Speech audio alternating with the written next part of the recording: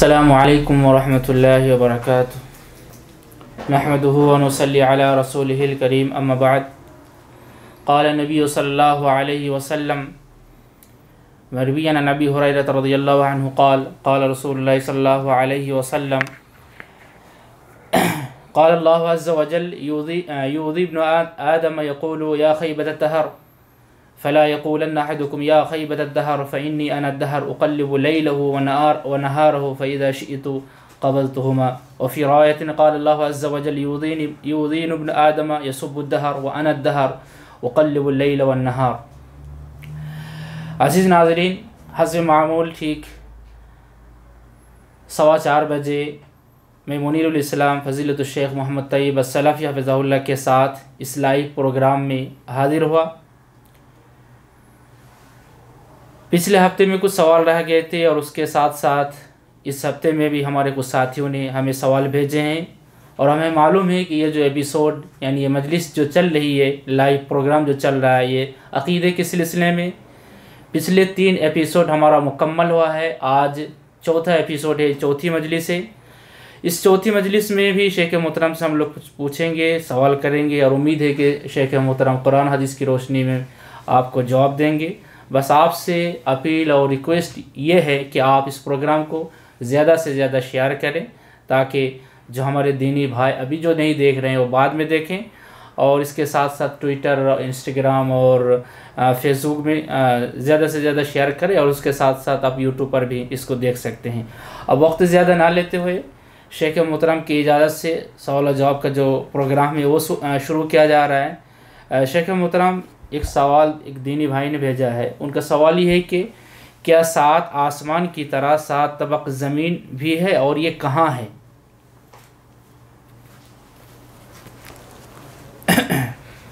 الحمدللہ رب العالمین، والصلاة والسلام علی اشرف الانبیاء والمرسلین نبینا محمد وعلی آلہ وصحبہ اجمعین، وبعد. قابل احترام سامعین،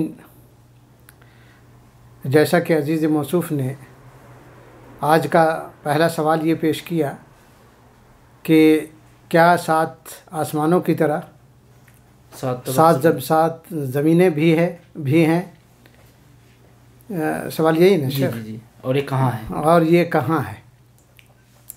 تو بلا شک جس طرح سے 7 آسمان ہیں، اسی طرح سے 7 طبق زمین بھی ہے. اور خود اللہ، جیسا کہ اللہ سبحانہ و تعالیٰ کا فرمان ہے کہ غالباً سورہ طلاق کے اندر، سورہ طلاق میں اللہ تبارک و تعالیٰ کا فرمان ہے کہ اللہ الذی خلق 7 سماوات ومن الارض مثلہن، کہ اللہ سبحانہ و تعالیٰ نے 7 آسمان بنائے. اللہ الذی خلق 7 سماوات، اللہ تعالیٰ نے 7 آسمان بنائے. ومن الارض مثلہن ای خلق الارض 7 سماوات، یعنی جس طرح سے اللہ تعالیٰ نے 7 آسمان بنائے ہیں، اسی طرح اللہ تعالیٰ نے 7 آسمان ہی کی طرح اسی کی مثل، انہی کی مانند جو ہے زمین بھی اللہ تعالیٰ نے بنائی ہے.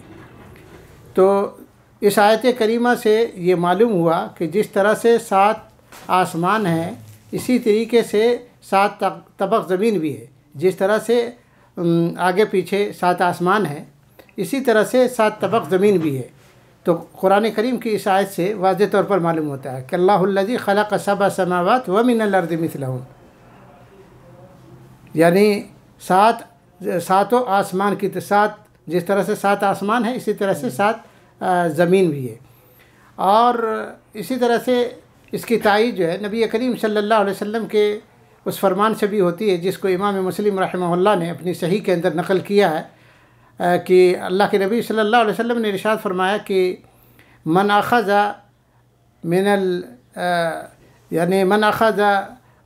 شبرا من الارض ظلما فانه يطوقه يوم القیامة من 7 اراضین، کہ جو آدمی کسی کی ایک بالش زمین کو بھی ظلماً لے لے گا تو کل قیامت کے دن اللہ تبارک و تعالیٰ 7 زمین سے اس کا طوق بنا کر کے، یا 7 زمین کا طوق بنا کر اس کے گلے میں ڈال دے گا.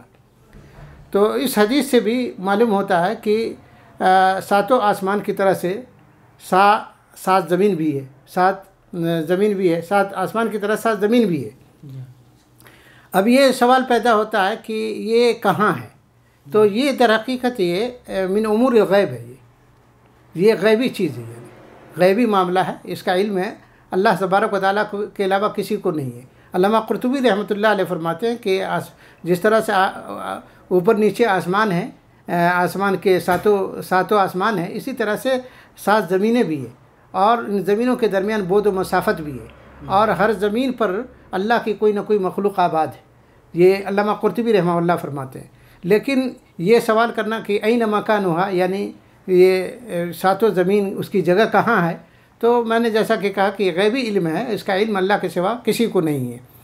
ہمیں کیا کہتے ہیں، اللہ تبارک و تعالیٰ کی بے شمار جو ہیں مخلوقات ہے کہ نہیں، اللہ تعالیٰ کی بے شمار مخلوقات ہیں، اور ہم ان مخلوقات سے بالکل نابلد ہیں، ان مخلوقات سے کہ کیا کتنی مخلوقات ہیں جن کو ہم جانتے ہی نہیں ہیں۔ ہم انہی مخلوقات کو جانتے ہیں جن کو اللہ تعالیٰ نے جن کے بارے میں ہمیں اللہ نے بتلایا ہے۔ تو ہمارا صرف یہ ایمان ہونا چاہیے، ہم بحیثیت مسلمان کے ہونے کے بحیثیت مسلمان ہمارا یہ ایمان ہونا چاہیے کہ ہم جس طرح سے سات آسمان ہے اسی طرح سے سات زمین بھی ہے، اور ہمارا نہ جاننا یا علم نہ ہونا کہ یہ ساتوں زمینیں کہاں ہیں، اس کا علم نہ ہونا یہ ساتوں زمینوں کے وجود پر، عدم وجود پر دلیل نہیں ہے، نہیں سمجھے؟ بالکل۔ تو یعنی جس طرح سے اگر ہم اس کے بارے میں ہمیں معلوم نہیں، اگر کسی کو معلوم نہیں ہے کہ یہ زمینیں کہاں ہیں، ایک زمین تو معلوم ہے لیکن باقی اور جو زمینیں ہیں وہ کہاں ہیں، اگر ہمیں اس کا علم نہیں ہے تو ہمیں اس سے یہ خد نہیں کرنا چاہیے کہ یہ زمینیں ہیں ہی نہیں، یعنی اس کے عدم وجود کی، ان زمینوں کے ساتوں زمینوں کے عدم وجود کی کوئی دلیل نہیں ہے۔ اس لیے جس طریقے سے ایک یہودی جو ہے نا حضرت عمر بن خطاب رضی اللہ تعالیٰ عنہ کے پاس آیا اور اس نے کہا کہ اذا كانت الجنت عرضها السماوات والارض فإن النار۔ ایک یہودی نے حضرت عمر بن خطاب رضی اللہ تعالیٰ عنہ سے پوچھا کہ جب جنت جو ہے نا اس کی چوڑائی عرضها السماوات والارض ہے، آسمان و زمین کے برابر ہے، تو یہ بتلائیے کہ جہنم کہاں ہے پھر؟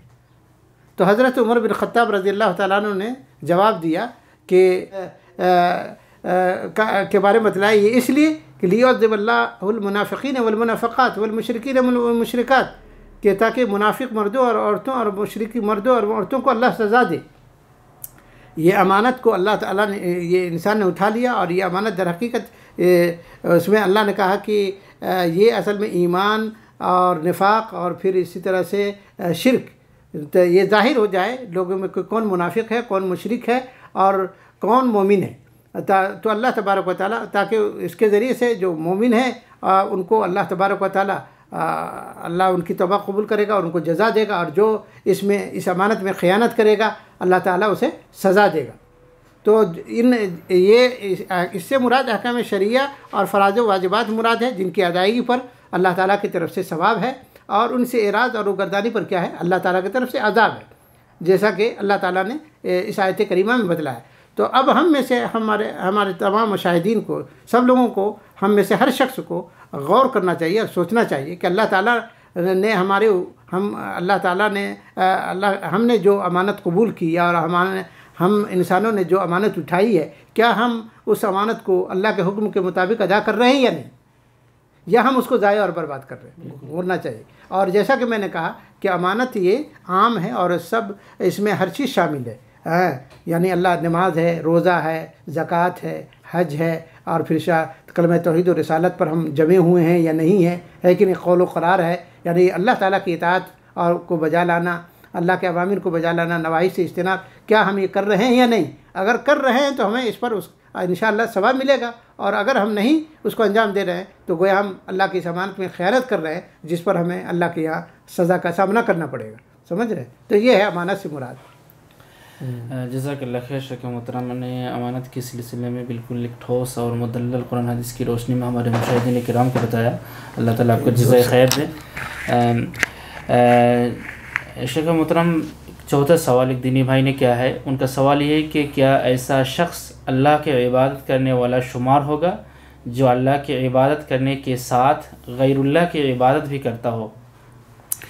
جی یہ بھی بہت اچھا سوال ہے کہ جو آدمی اللہ کی عبادت کر رہا ہے پھر اللہ کی عبادت کے ساتھ غیر اللہ کی بھی عبادت کر رہا ہے تو کیا وہ اللہ کی عبادت کرنے والا شمار ہوگا؟ قطعاً نہیں اللہ کی عبادت کرنے والا شمار ہوگا. سمجھ رہے ہیں؟ اس لیے کہ اللہ تبارک و تعالیٰ جو آدمی عابد للہ جو ہے اللہ کی عبادت کرنے والا وہی شمار ہوگا جو خالص اور تنہا صرف اللہ رب العالمین کی عبادت کرتا ہے. جی لیکن جو اللہ کے علاوہ غیروں کی بھی عبادت کر رہا ہے تو اس کو عابد للہ نہیں کہا جائے گا، اللہ کی عبادت کرنے والا نہیں کہا جائے گا، بلکہ عابد لغیر اللہ کہا جائے گا. غیر اللہ کی عبادت کرنے والا، شیطان کی عبادت کرنے والا کہا جائے گا. سمجھ رہے؟ تو وہ اللہ کی عبادت کرنے والا قطعاً شمار نہیں ہوگا. اور اللہ تبارک و تعالیٰ نے ان کفار کے بارے میں، کافروں کے بارے میں جو اللہ کی عبادت بھی کرتے تھے اور غیر اللہ کی بھی عبادت کرتے تھے، اللہ تعالیٰ نے قرآن میں سورۃ الکافرون میں کہا وَلَا أَنْتُمْ عَابِدُونَ مَا أَعْبُدُ وَلَا أَنْتُمْ عَابِدُونَ مَا أَعْبُدُ. یعنی 2 مرتبہ اللہ تعالیٰ نے یا 3 مرتبہ کہا ہے قرآن میں، ہے کہ نہیں؟ اسی صورت کے اندر 2 مرتبہ تکرار ہے وَلَا أَنْتُمْ عَابِدُونَ مَا أَعْبُدُ یا 3 مرتبہ واللہ اعلم. تو اللہ تعالیٰ نے کہا اس میں کہ نہ تم عبادت کرنے والے اس کی ہیں نہ جس کی میں عبادت کرتا ہوں. تو معنی یہ کہ کافر جو اللہ تعالیٰ کی عبادت کرتے تھے اور اللہ کی عبادت کے ساتھ غیر اللہ کی عبادت، اللہ تعالیٰ نے اس کو کہا کہ تم جو ہے اللہ کی عبادت نہیں کر سکتے، عابد للہ نہیں کہا. لیکن جو آدمی تنہا اللہ کی عبادت کرتا ہے اور اخلاص یعنی خالص اللہ کی عبادت کرتا ہے اور اللہ کے ساتھ کسی کو شریک نہیں قرار دیتا ہے، وہ عابد للہ سمجھا جائے گا. ہاں وہ عابد للہ. اس لیے اللہ تعالیٰ نے کہا کہ وَلَا أَنَا عَابِدٌ مَا عَبَدتُّمْ وَلَا أَنَا عَابِدٌ مَا عَبَدتُّمْ. اور نہ میں عبادت کرنے والا ہوں اس چیز کی جس کی تم عبادت کرتے ہو. یعنی جو عابد للہ ہوگا، تنہا اللہ کی عبادت کرنے والا ہو، غیر اللہ کی عبادت نہیں کر سکتا. اور جو اللہ کو چھوڑ کر غیر اللہ کی بھی عبادت کر رہا ہے وہ اللہ کی عبادت کرنے والا نہیں شمار کیا جائے گا، بلکہ کہا جائے گا کہ اس نے وہ عابد لغیر اللہ ہے، غیر اللہ کی عبادت کرنے والا، شیطان کی عبادت کرنے والا. جیسا کہ اللہ تعالیٰ نے سورہ یاسین میں کہا کہ الم اعہد الیکم یا بنی آدم اللہ تعبدوا الشیطان انہ لکم عدو مبین وان اعبدونی ھذا صراط مستقیم. اللہ تعالیٰ نے کہا کہ اے آدم کی اولاد میں نے تم سے الم اعہد الیکم یا بنی آدم، اے اولاد آدم کیا میں نے تم سے یہ قول و قرار نہیں لیا تھا کہ لا تعبدوا الشیطان، شیطان کی پرستش نہیں کرو گے. ہاں انہ لکم عدو مبین، بے شک وہ تمہارا کھلا ہوا دشمن ہے. وان اعبدونی ھذا صراط مستقیم، اور میری ہی عبادت کرو گے اور یہی جو ہے سیدھی راہ یہی ہے. اللہ تعالیٰ نے کہا تو اللہ کی کو چھوڑ کر غیر اللہ کی بھی عبادت کرنے والا عابد للہ نہیں کہا جائے گا. اس لیے ہونا یہ چاہیے کہ ایک آدمی کو صرف اور صرف اللہ کی عبادت کرے اور اللہ کی عبادت میں کسی کو غیر کو شریک نہ قرار دے، تب وہ عابد للہ اللہ کی عبادت کرنے والا سمجھا جائے گا. جی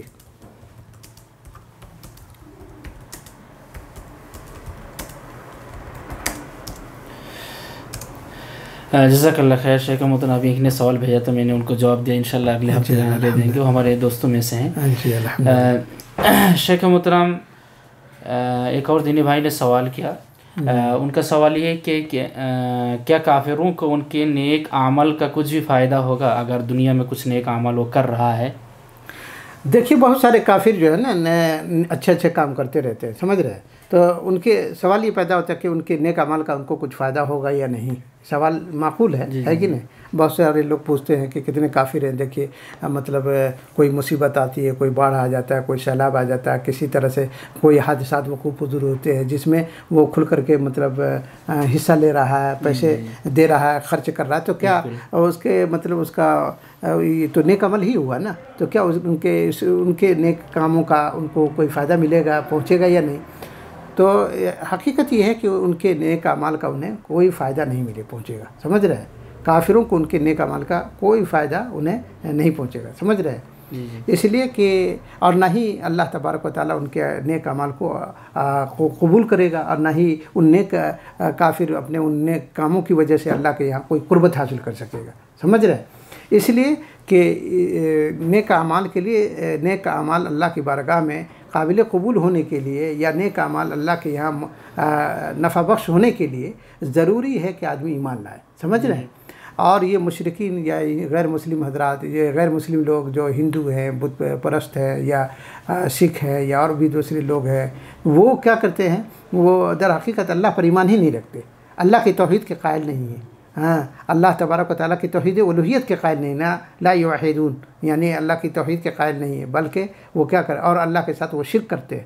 تو اس لیے اللہ تبارک و تعالیٰ کے یہاں ان کے اعمال کا نہ ہی ان کے اعمال اللہ کے بارگاہ میں قابل قبول ہے اور نہ ہی ان کے اعمال کا ان کو کوئی فائدہ پہنچے گا. جیسا کہ اللہ تعالیٰ نے قرآن کریم میں کہا کہ سورہ توبہ میں کہا کہ ما کان للمشرکین ان یعمروا مساجد اللہ شاہدین علی انفسہم بالکفر اولئک حبطت اعمالہم اللہ نے کہا کہ ان کے اعمال دنیا ہی میں اکارت و ضائع، یعنی مشرکوں کے لیے لائق نہیں ہے کہ وہ اللہ کے گھر کو آباد کرے. ما کان للمشرکین ان یعمروا مساجد اللہ کی مسجدوں کو، یعنی مسجد الحرام مراد ہے، مسجد حرام کو آباد کرے. شاہدین علی انفسہم بالکفر، حالانکہ وہ اپنے کفر کے خود اپنے آپ ہی گواہ ہیں. حبطت اولئک حبطت اعمالہم، ان کے اعمال دنیا ہی میں اکارت و ضائع ہے.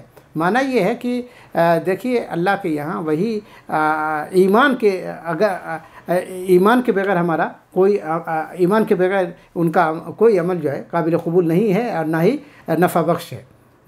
یہ بالکل ایمان کے بغیر اعمال جو ہے بالکل اسی طرح سے ہے، اس ایمان کے بغیر اعمال ایسے درخت کی طرح سے ہے جس کو کہہ لے کہ یا ان خوشبو کی طرح سے، ان پھولوں کی طرح جس میں کوئی خوشبو نہیں ہے، یا ان درختوں کی طرح سے جو بے ثمر ہے یعنی بے پھل ہے، یعنی اس طرح سے.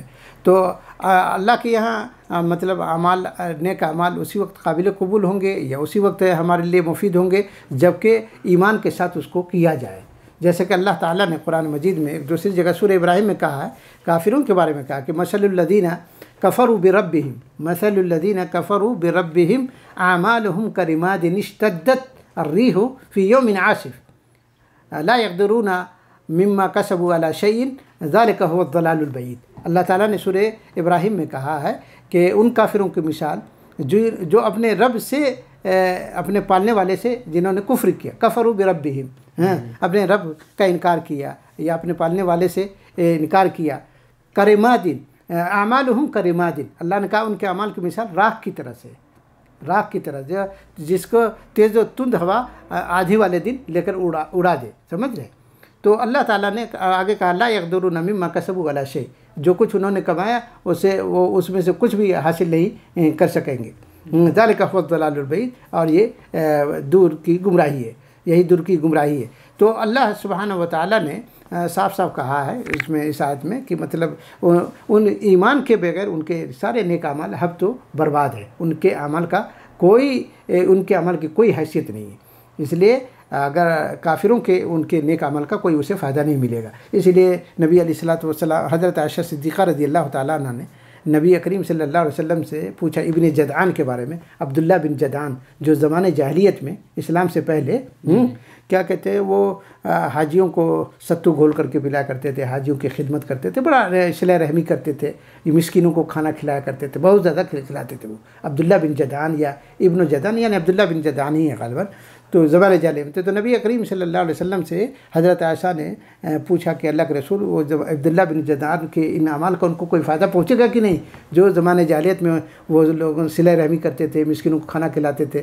تو اللہ کے نبی صلی اللہ علیہ وسلم نے فرمایا کہ اگر وہ کسی دن یہ کہتا کہ اللہم اغفر لی خطیئتی یوم الدین، تو لیکن اس نے کبھی کسی دن اس جملے کو نہیں کہا، اسی لیے ان کے اعمال کا انہیں کوئی فائدہ نہیں پہنچے گا. معلوم یہ ہو کہ کافروں کے نیک عمل کا اللہ کے یہاں کوئی حیثیت نہیں، کوئی وقت نہیں ہے بغیر ایمان کے. اگر وہ چاہتے ہیں کہ مطلب ہمارے نیک کام اللہ کے یہاں قابل قبول ہو اور ہمارے نیک اعمال کا ہمیں اللہ کے یہاں اجر ملے، ثواب ملے، تو ان کے لیے ضروری ہے کہ وہ اللہ وحدہ لا شریک پر ایمان لائے. سمجھ رہے ہیں؟ اور اللہ کے ذات اور صفات میں کسی کو شریک نہ قرار دے. جی جزاک اللہ خیر شیخ محترم. وقت نہیں ہے ہمارے پاس، 3 سوال رہ گئے. ایک تو ہمارے مرزا مقصود احمد بھائی نے سوال کیا تھا سورہ نمبر 11 اور آیت نمبر 15 اور 16 کی تشریح کر دیں. کون سی آیت ہے؟ شیخ محترم سے ہم اپیل کریں گے آپ ذرا دیکھنا سورہ نمبر 11 اور آیت نمبر 15-16. اور اس ہفتے 2 سوال ادھر رہ گئے، انشاءاللہ کل 3 سوال رہ گئے. انشاءاللہ اگلے ہفتے ان کا آپ سے امید ہے کہ آپ اس کا ذکر کر دیں. تب تک ہمیں اجازت دیں، انشاءاللہ پھر اگلے ہفتے ملیں گے آپ سے. وآخر دعوانا الحمدللہ رب العالمین. السلام علیکم ورحمۃ اللہ وبرکاتہ. بدعمكم تستمر دعوتنا.